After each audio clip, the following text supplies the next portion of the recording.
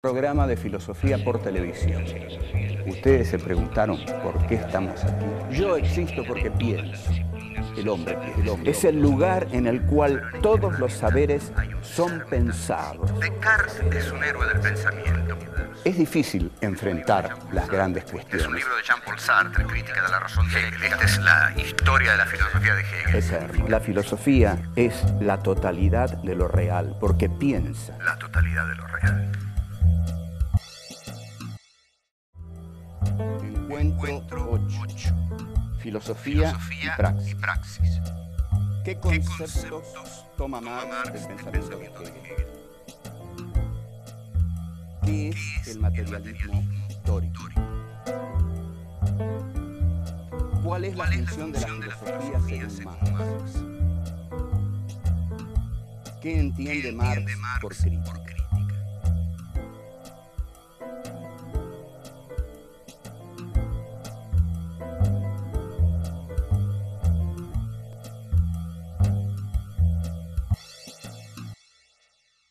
Hablar de Marx en la Argentina no es lo mismo que hablar de Marx en la Sorbona, o en Harvard, o en Princeton. Hablar de Marx en la Argentina es, para mí, por ejemplo, tener un poco de miedo, o recordar el miedo.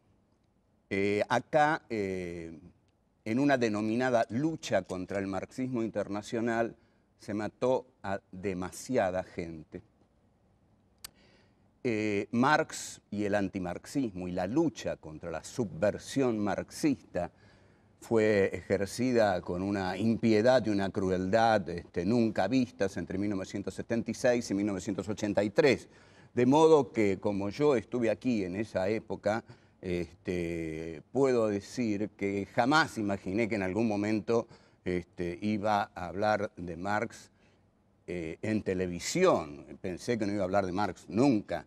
De hecho, durante esa época se quemaban los libros de Marx porque si grupos de tareas entraban en la casa de alguien y encontraban libros de Marx, ya tenían suficiente motivo como para hacer desaparecer a esa persona, matarla, en fin, internarla en el más profundo de los infiernos, de la tortura, etcétera, etcétera. Es decir, que tiene su historia Marx en uno. Por otro lado, siempre eso fue una atrocidad histórica, y como no es eso lo que vamos a dar, sino que vamos a dar el pensamiento de Marx, quiero decir que es una especie de júbilo de la vida democrática argentina que yo esté dando Marx en este programa. Así que tomémoslo así. Marx es un pensador fundamental de la historia de la filosofía, del pensamiento económico. De hecho, El Capital es, junto con La riqueza de las naciones de Adam Smith y Los principios de tributación de David Ricardo, los 3 libros fundamentales en economía. Karl Marx es un discípulo de Hegel, es el más brillante protagonista de la izquierda hegeliana. Tenemos que ver, ante todo, qué conceptos de Hegel toma Marx. Es decir, Marx, como discípulo de Hegel, todo discípulo toma de su maestro en determinadas cosas. Luego, lo deseable es que supere a su maestro o lo deje atrás, es decir, porque si no va a ser toda la vida un comentador de su maestro. En fin, la relación maestro-discípulo es conflictiva. Pero Marx no vivió toda su vida repitiendo a Hegel, sino que por el contrario, desarrolló una propia teoría en lo económico y en lo filosófico, y sobre todo en la filosofía de la historia. El concepto fundamental que Marx toma de Hegel es el de la negación en la historia. Esto es la dialéctica. El concepto hegeliano de dialéctica es lo que toma Marx, y Marx lo asocia, y esta es una originalidad tremenda de Marx, muy fuerte, asocia este concepto de negación con una determinada clase social, que es el proletariado. Marx toma de Hegel el concepto de negación porque el proletariado va a negar a la burguesía. Negarla quiere decir la va a destruir, va a ser una revolución por la cual va a combatir contra el orden burgués lo va a superar y va a instaurar una sociedad sin clases, una sociedad que Marx va a llamar una sociedad genérica, una sociedad en la cual no va a haber ya explotación del hombre por el hombre. Entonces, el concepto de negatividad para Marx siempre va a estar ligado a la praxis del proletariado, a la praxis política, social, sindical del proletariado. Pero si nosotros hablamos filosóficamente, la negación dialéctica en Marx se encarna en el proletariado. Es el proletariado el que va a ejercer la negación sobre la burguesía y de esa negación se va a pasar a una nueva instancia, que es lo que es el tercer momento de la dialéctica hegeliana, el de la conciliación, y en esa nueva instancia es lo que Marx va a llamar a esa nueva instancia la del comunismo o la del socialismo. En esa nueva instancia ya las clases habrán sido superadas, habrán sido dejadas atrás y se instaurará una sociedad, como dije, sin explotados ni explotadores. Esto es fundamentalmente lo que Marx toma de Hegel, junto con algo que tenemos que recordar, que ya habíamos dicho que toma, que es de la dialéctica del amo y el esclavo, que como vemos es una fuente inacabable de recursos para todos los filósofos. Marx toma de la dialéctica del amo y el esclavo la parte, el concepto del esclavo trabajador. El esclavo trabajador en Hegel va a ser el proletariado trabajador de Marx. El proletario que en la fábrica es expoliado por el capitalista, es lo que en Hegel era el esclavo trabajador, que era a través de él que se hacía la historia. Acá va a ser el proletariado industrial, aquel que trabajando, llevando adelante su praxis, va a poder revolucionar la historia humana.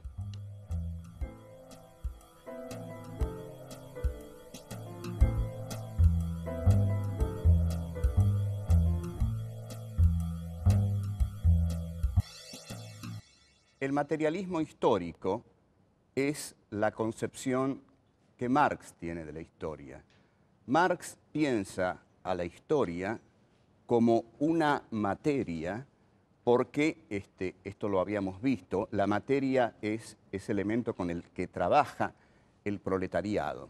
Su filosofía es llamada materialismo histórico porque estudia lo concreto de la historia, digamos, las relaciones de producción, las clases sociales, los conflictos sociales, las relaciones políticas, los conflictos políticos.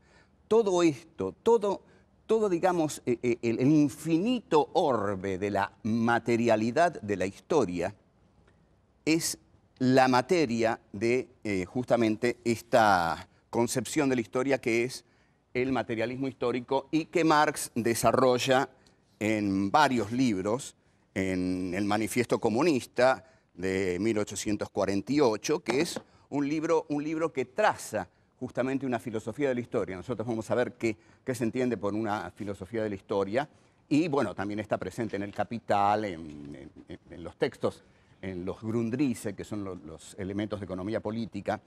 Pero digámoslo así, el materialismo histórico es ese pensamiento que se ocupa de encontrar en la materia histórica, la materia del pensamiento. El pensamiento piensa la materialidad histórica. Pensar la materialidad histórica le da contenido a ese pensamiento. Y en la materia histórica, en esa materialidad, Marx encuentra dos clases antagónicas, la burguesía y el proletariado. La burguesía ya ha liquidado al feudalismo, de modo que ahora la burguesía instaurada en el poder comienza a desarrollar sus industrias. Se produce lo que se llama la revolución industrial de la burguesía. De esta revolución industrial burguesa surge el nuevo sujeto que el marxismo viene a expresar y que es el proletariado industrial. Vamos a decir más claramente el proletariado industrial británico, porque lo que hace Marx en el Capital es estudiar el desarrollo capitalista de Inglaterra por ser el país que tiene el desarrollo capitalista más avanzado del momento histórico en que Marx trabaja.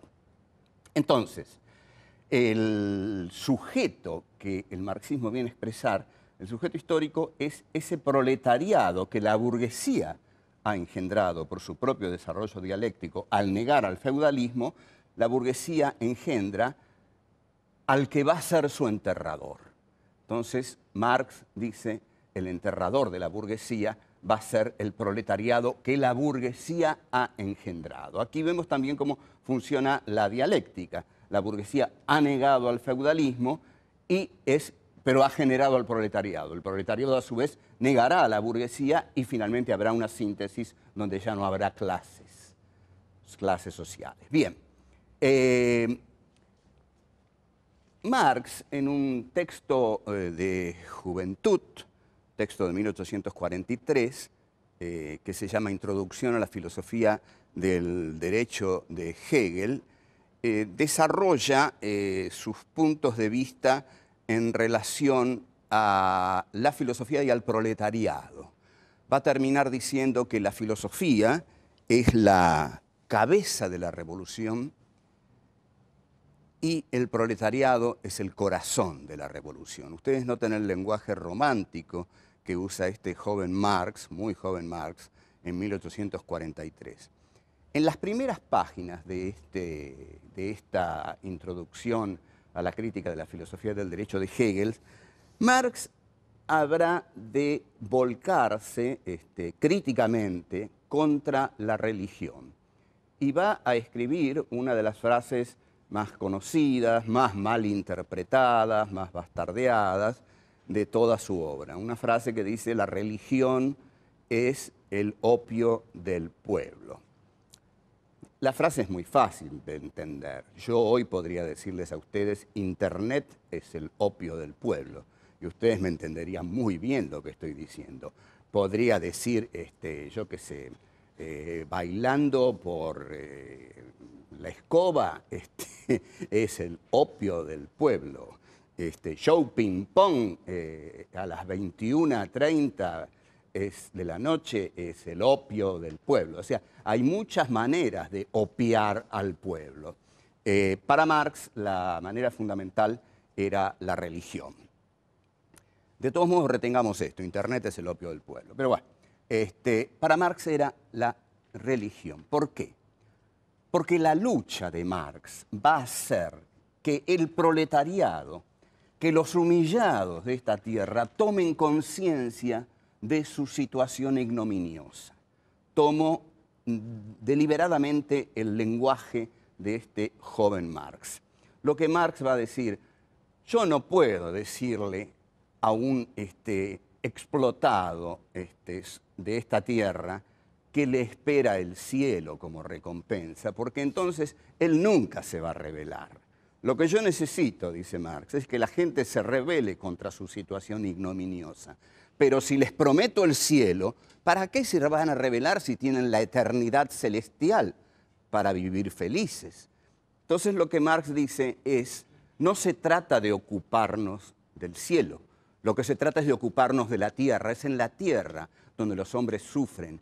Es en la tierra donde los hombres son humillados y ofendidos, que es una frase muy hermosa de Dostoyevsky. Es en la tierra donde la ignominia se hace presente.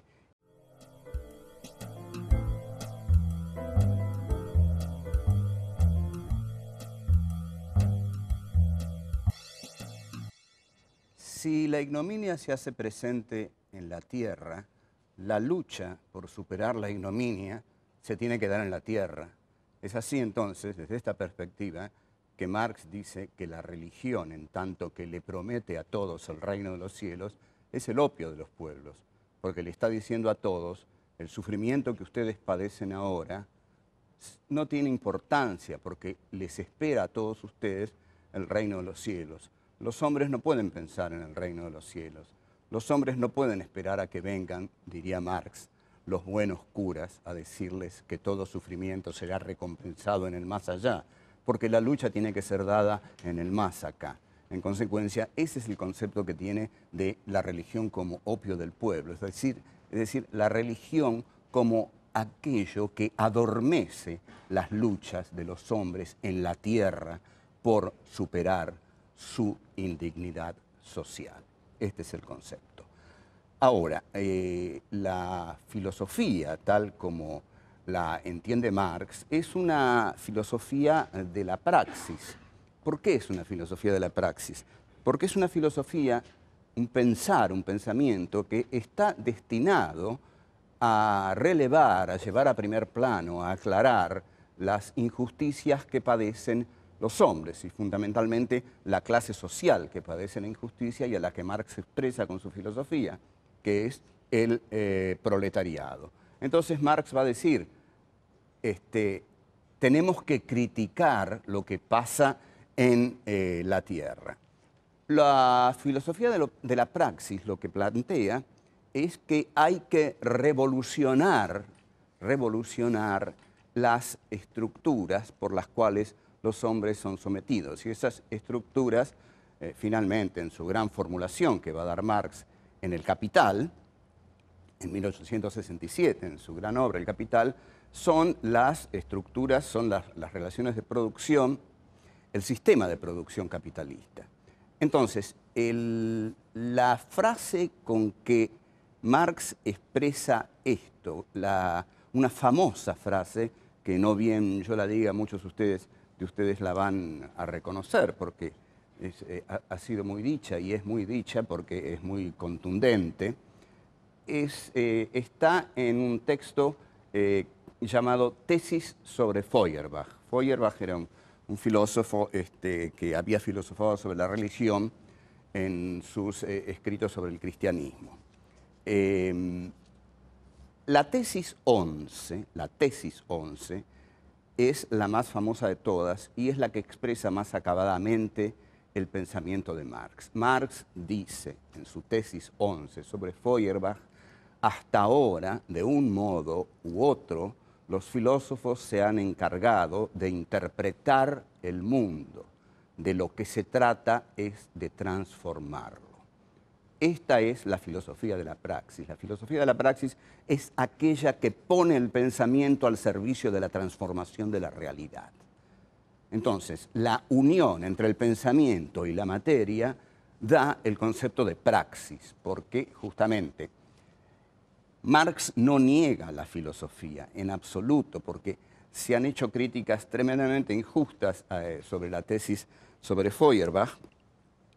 No crean ustedes que todo lo que yo voy a decir de Marx es a favor de Marx, al contrario, cuando llegue el momento le voy a dar con un caño, quédense tranquilos, los que estén preocupados por eso. Yo tengo muchos puntos de disidencia con Marx, pero esto, digamos, yo lo estoy exponiendo. No todo lo que yo expongo estoy de acuerdo con eso. Lo que pasa es que uno expone las cosas con pasión porque de algún modo está enamorado de los grandes pensadores de la filosofía, porque todos han sido grandes. Ahora no quiere decir que uno acuerde con todo, pero esta tesis de Marx, si somos justos con ella, vamos a ver que algunas críticas son infundadas. Y la crítica fundamental es la que le dirige Martin Heidegger. Heidegger dice que Marx niega a la filosofía y muchos de sus discípulos se agarran de lo que dijo Heidegger para repetirlo. Lo que dice Heidegger es que Marx propone transformar el mundo y no pensar, porque la primera parte de la tesis 11 dice, hasta ahora los filósofos se han encargado de interpretar el mundo, de lo que se trata es de transformarlo. Pero no está negando la necesariedad de la interpretación del mundo. Al contrario, hay que transformar el mundo, pero para transformar el mundo hay que interpretarlo. La interpretación del mundo forma parte de su transformación. Nadie puede transformar un mundo que no ha interpretado, que no ha conocido, que no ha conceptualizado. Es decir, la praxis revolucionaria va unida a la praxis del conocimiento de la materia que el revolucionario quiere transformar. En este sentido, Marx va a establecer dos conceptos que son muy claros en su opción filosófica. A uno lo llama armas de la crítica.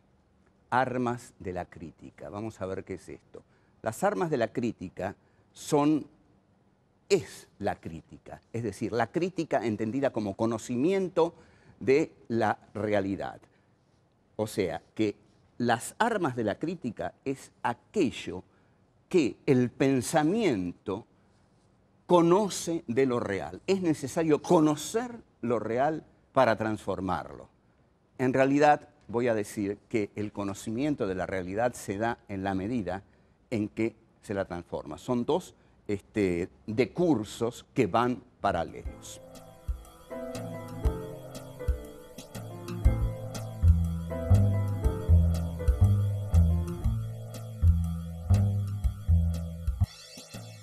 ¿Qué entiende Marx por crítica? Por crítica, Marx entiende el develamiento de una situación. Por crítica, Marx entiende tornar claro algo que estaba oscuro. Una toma de conciencia. Digamos, una persona puede padecer toda su vida una situación ignominiosa, por seguir usando esta palabra. Pero si en algún momento no se da cuenta de esa situación, no toma conciencia de su situación de ignominia, siempre le va a parecer natural lo que está padeciendo.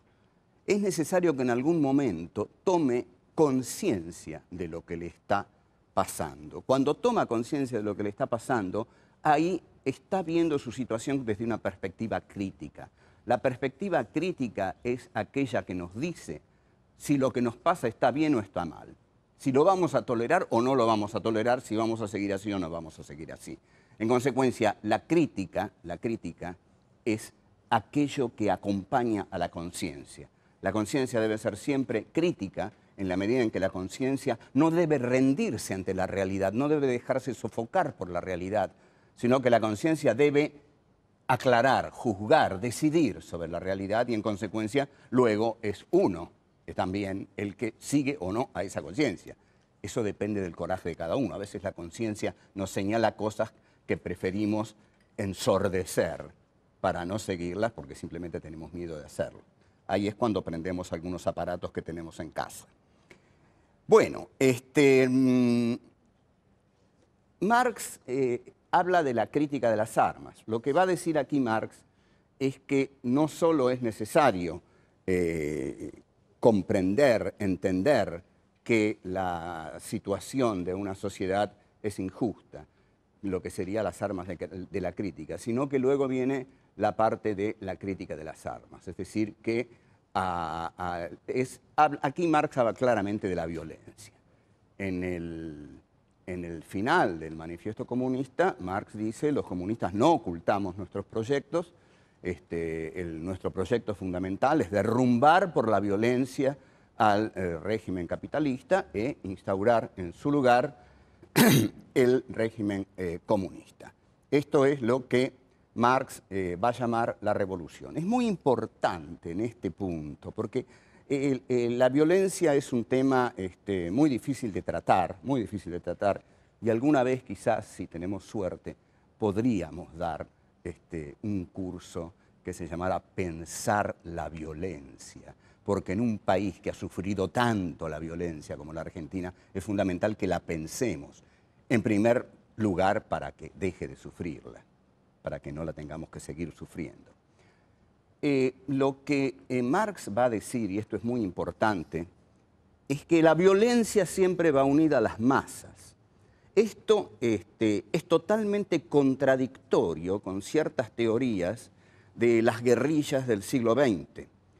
Por ejemplo, la más célebre es la de Ernesto Che Guevara, es la del foco guerrillero, que Guevara plantea la teoría del foco guerrillero, en la cual lo que dice es que un pequeño grupo puede galvanizar después a toda una sociedad a partir de su praxis vanguardista, iluminista, foquista. Pero Marx de ningún modo consideraba a la violencia foquista, ni se le había pasado por la cabeza eso. Para Marx la violencia es siempre la violencia de las masas. La violencia se encarna en las masas. En este sentido entendieron muy mal a Marx o no fueron marxistas quienes incurrieron en la violencia foquista. Marx siempre habló de una violencia que fuera acompañada por las masas, es decir, por el proletariado, en el caso de él. En cuanto a Ernesto Che Guevara, voy a decir algo que considero definitivo. La teoría del foco guerrillero yo considero que es totalmente equivocada, porque cuando las masas son dejadas de lado, cualquier operativo revolucionario se extravía. Ahora, lo notable de Ernesto Che Guevara es que dijo, hay que hacer el foco guerrillero, hay que hacerlo en Bolivia, y él fue a Bolivia. Lo lamentable de los grupos guerrilleros argentinos, fundamentalmente la dirigencia de Montoneros en 1979, 1980, es que decían, hay que hacer la contraofensiva o hay que hacer el foco, y lo decían desde México. Firmenich, por ejemplo, personaje nefasto, lo decía desde México y mandaba a morir a milicianos que no habían cumplido 20 años. Bien, recordemos esto. Para Marx, la violencia siempre está protagonizada por el pueblo, por las masas. Hasta luego.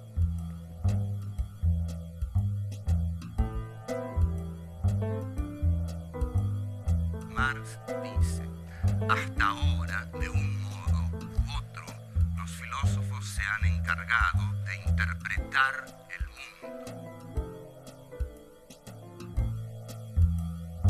Es necesario conocer lo real para transformarlo.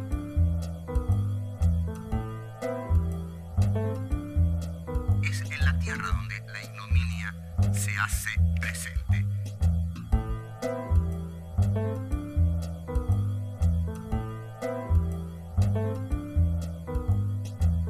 Para Marx, la violencia siempre está protagonizada por el pueblo, por las masas.